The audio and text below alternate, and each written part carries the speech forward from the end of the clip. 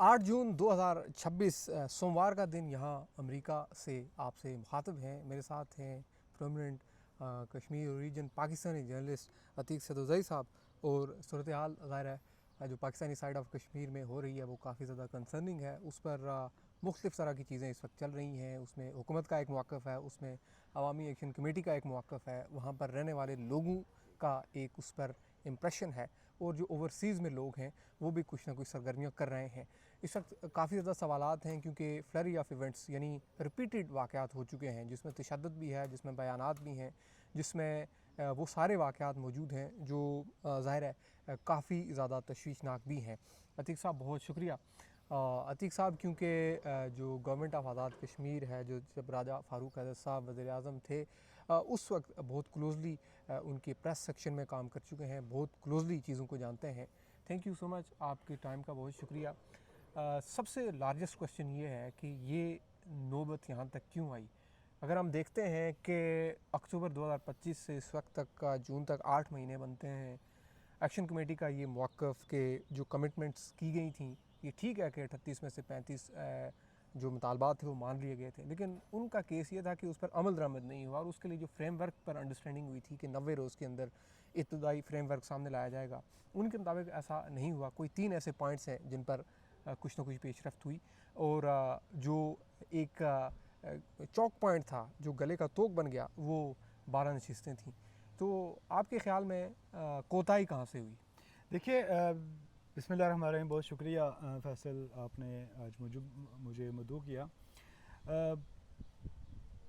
सबसे बड़ी जो चीज़ है ना, ये जॉइंट अवामी एक्शन कमेटी जो है, बेसिकली ये इकट्ठ है मुख्तलिफ़ किस्म की जो एक्शन कमेटीज़ थी या अंजुमन ताजरान थी, उनका एक इकट्ठ था। और इकट्ठ की बुनियादी वजह थी, पाकिस्तान ने जब आज़ाद कश्मीर के अंदर बिजली और आटे की कीमतों में इजाफ़ा किया, तो लोगों की जो के लिए ये जो है वो सर्वाइवल की सारी जंग थी।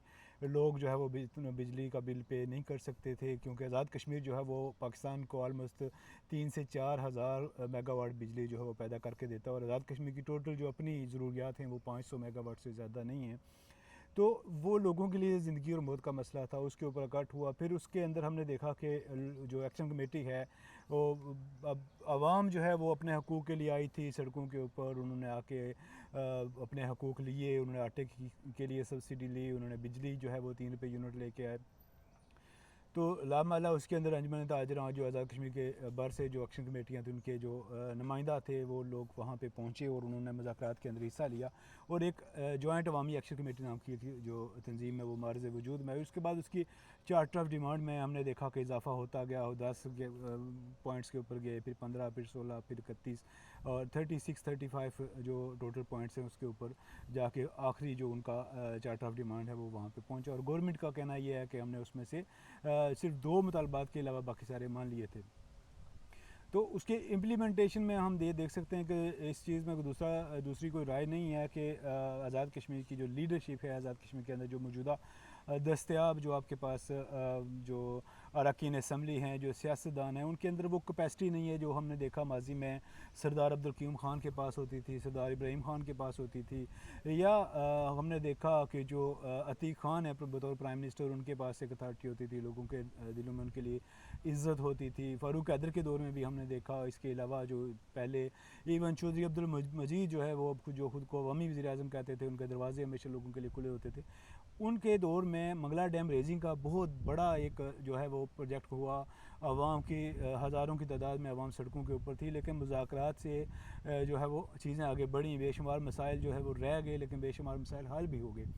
तो ये जो टैकल करने की जो हिकमत अमली होती थी, उन पुराने जो सियासतदान हैं उन लोगों की डिफरेंट होती थी। जो मौजूदा पिछले 5 साल में हमने देखा कि पिछले 5 साल में आज़ाद कश्मीर में इक़्तिदार की लूट खसूट की, याशियों की जो है वो एक न रुकने वाला सिलसिला शुरू किया गया। मुज़फ़्फ़राबाद में बैठे जो खुफिया हाथ हैं वो आज़ाद कश्मीर के अंदर हुकूमतें बनाते, तब्दील करते, गिराते, ये हमने देखा। उससे क्या हुआ कि लोगों का, सियासतदानों के ऊपर, लोगों का आज़ाद कश्मीर की कानून साज असम्बली के ऊपर, अपने मुंतखब नुमाइंदों के ऊपर से एतमाद उठ गया। अब लोग जो आज़ाद कश्मीर की हुकूमत है, आज़ाद कश्मीर की जो मुकन्नना के अंदर बैठे अरकान हैं, उनको लोग जो हैं वो उस तरह से उनको एतमाद नहीं दे रहे, लोग उनको अपनी अपोजिशन समझते हैं, और लोग वोट जिनको दिया उनके ऊपर एतमाद नहीं है, बल्कि लोग वो एतमाद उनके ऊपर कर रहे हैं जिन लोगों की प्रैक्टिकल सियासत से, जो लोगों के प्रैक्टिकल हक़ के नुमाइंदगी है उसको वो क्लेम नहीं कर सकते, लेकिन लोग उनके ऊपर ज़्यादा एतमाद करते हैं। तो ये जो अदम एतमाद की फ़िज़ा है, ये बुनियादी तौर पर जो है यहाँ से गलती का जो है वो शुरू हुआ। और फिर दूसरी तरफ ये होता है कि जब आपके पास ताकत आती है, जब ख़ास तौर पर जो अवामी तहरीकें होती हैं उसके अंदर, चूँकि उस तरह से जो पॉलिटिकल स्टेबिलिटी वाले, उस तरह से मेच्योर जो पॉलिटिशियन हैं वो उनको लीड नहीं कर रहे होते, नोमोद जो लोग हैं वो लीडर बन जाते हैं, तो वो क्या करते हैं कि वो उनके अंदर एग्रेशन होता है, वो चीज़ों को डंडे के ज़ोर पर, धांधली के ज़ोर पर, धौंस के ज़ोर पर वो करवाना चाहते हैं। जबकि जो पहले से निज़ाम के साथ बैठे हुए जो लोग हैं, जो अपना निज़ाम बचा के अपनी बुनियादी तौर पर अयाशी, अपनी मराद जो है उनको बचाना चाहते हैं, तो वो वहाँ पे जो है वो कॉन्ट्रडिक्शन आती है, और वहाँ पे जाके हरदर्मी दोनों तरफ से शुरू हो जाती है।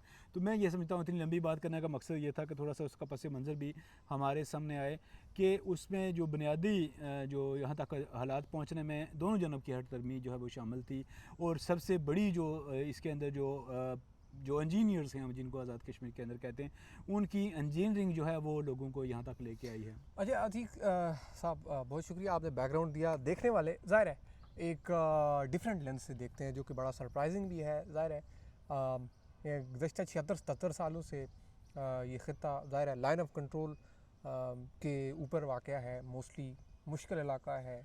सहूलतें जो उसका कंपैरिजन जब किया जाता है तो शायद उसमें बैलेंस नहीं होता, और उस तरह से देखा जाता है जैसे पाकिस्तान के बाकी इलाकों को देखा जाता है। हालांकि ये अलग चीज़ क्वेश्चनेबल है कि जो लोग वहाँ इतने अरसे से रूल कर रहे हैं, डिलीवर वो भी नहीं कर पा रहे, उनकी तरफ से एक अच्छी खासी चोरी है, वो वसाइल उस तरह से नहीं कर रहे, मनपसंद लोगों को नवाजने वाला सिलसिला होता है। क्वेश्चन ये है कि जो फ्रेमिंग नेशनल मीडिया में हो रही है, हो चुकी है, की गई है, जहाँ ये बयानिया बनाया गया, ये कहा गया कि ये दहशतगर्द हैं, ये इंडियन स्पॉन्सर्ड हैं, और ये कहा गया कि ये लोग एक जत्था हैं, एक टोला हैं। लेकिन जब आप उनके साथ साइज़ ऑफ ऑडियंस देखते हैं, साइज़ ऑफ कंट्रीब्यूटर्स या प्रोटेस्टर देखते हैं, तो वो बहुत बड़ी तादाद है। आम बंदू से हम उनके हक़ में बयानात सुनते हैं। ये जो इलेक्शन का शेड्यूल ऐलान किया गया और उससे गालिबन पहले जो है वो कलअदम करार दिया गया, ये क्या तासर है? और जो लाहौर से, इस्लामाबाद से बैठकर लोग बयानात दे रहे हैं, और वैसे ही फ्रेमिंग नज़र आई जैसे बलूचिस्तान या KPK के हवाले से होती है।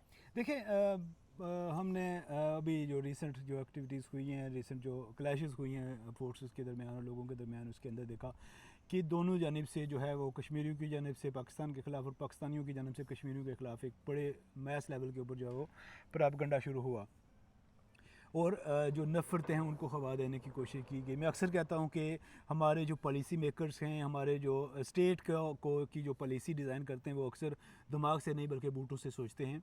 तो यही पॉलिसी हमें यहाँ पे भी कारफरमा नज़र आई। वो लोग जो बलूचिस्तान को पाकिस्तान से दूर कर चुके हैं, जो पश्तूनों को पाकिस्तान से दूर कर चुके हैं, वो अब तेज़ी के साथ कश्मीरियों को पाकिस्तान से दूर कर रहे हैं। और इसके अंदर मैं एक चीज़ ये भी वाज़ेह जो है वो कहना चाहूँगा कि हमारे पड़ोस में बैठा हमारा जो अज़ली पाकिस्तान का दुश्मन मुल्क है इंडिया, वो जो है वो डिजिटल वारफेयर में बहुत आगे है।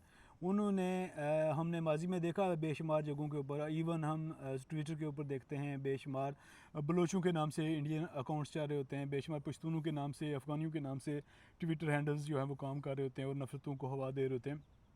इसी तरह हम ने ये भी देखा कि बेशुमार इंडियन जो हैं ट्विटर हैंडलर्स, वो कश्मीरियों के नाम से और पाकिस्तानियों के नाम से इस जंग को जो है वो दोनों तरफ से राय हमवार करके, प्रोपेगेंडा करके, नफ़रतें बढ़ा के जो है वो इस चीज़ को मज़ीद हाइप दे रहे हैं ताकि ये नफ़रतें बढ़ती रहें, लोगों के दरमियान दूरियाँ। लेकिन इसकी बुनियादी वजह हम खुद हैं, हमारे वो बूटों से सोचने वाले वो पॉलिसी मेकर्स हैं जो मतलब आप आज़ाद कश्मीर को लाहौर नहीं समझ सकते हैं। आप आज़ाद कश्मीर के अवाम को पीटीआई नहीं समझ सकते हैं। आपने पीटीआई को 24 घंटों के अंदर कंट्रोल कर लिया, वो पाकिस्तान था।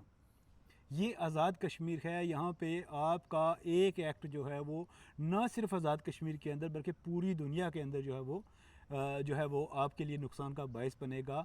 और ये चीज़ें इन लोगों को समझनी चाहिए। यहाँ तक हालात पहुँचाने से पहले सोचनी चाहिए थी कि हम जो कर रहे हैं वो क्या मतलब इसका पाकिस्तान को कोई फ़ायदा है या इसका पाकिस्तान को नुकसान होगा।